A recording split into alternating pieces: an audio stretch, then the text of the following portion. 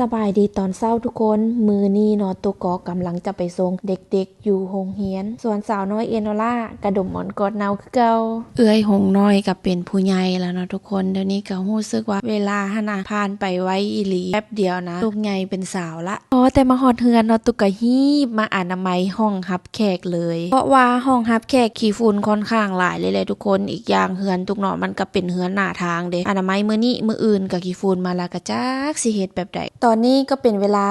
8:30 นาทีถ้าคิดในตอนนั้นเวลานี้เนาะตุกก็คือจะนั่งอยู่ในโต๊ะเฮ็ดเวียกเกี่ยพร้อมที่จะรับลูกค้าแล้วหลายคนก็ถามตุกว่าย่านบ่ที่จะออกจากเวียกประจำแต่ทำอิฐตุกก็รู้สึกย่านคือกันก่อนจะออกจากเวียกประจำเนาะก็คิดดูดนเติบและก่อนจะตัดสินใจได้แต่สิ่งที่ตุกจะย่านที่สุดก็คือการใช้ชีวิตแบบเดิมๆเพราะว่าทุกสิ่งทุกอย่างแล้วเนาะก็บ่มีไผฮู้ดีเท่าตัวเฮาเองโดยบ่มีเวลาให้ครอบครัวและบ่มีโอกาสที่จะได้ลองเฮ็ดสิ่งใหม่ๆแต่อนามัยเฮือนแล้วนะก็ฮอดโมงมารับเด็กๆแล้วช่วงนี้ไปใส่มาใส่ตุกก็จะค่อนข้างใส่เสื้อแขนยาวเพราะว่าแขนตุกขนาดมันเป็นการขาวดำอยู่ทุกคนจักสิเฮ็ดจังไดอยากงามนี่จังแม่นยากเนาะเพราะว่าตุกขนาดค่อนข้างมักใส่เสื้อแขนสั้นเนาะแล้วก็เฮ็ดให้ผิวเฮามันบ่สม่ำเสมอกันส่วนสาวน้อยเอโนล่าก็ออเซาะแม่อยู่เนาะอยากกินขนมว่าซั่นจังใดกระดมแต่หมอนกอดเนาคือเก่าใดๆมื้อนี้เนาะตุกก็มาศูนย์ความงามเพื่อจะเอาขี้แมงวันอยู่แก้มหนนะออกที่จริง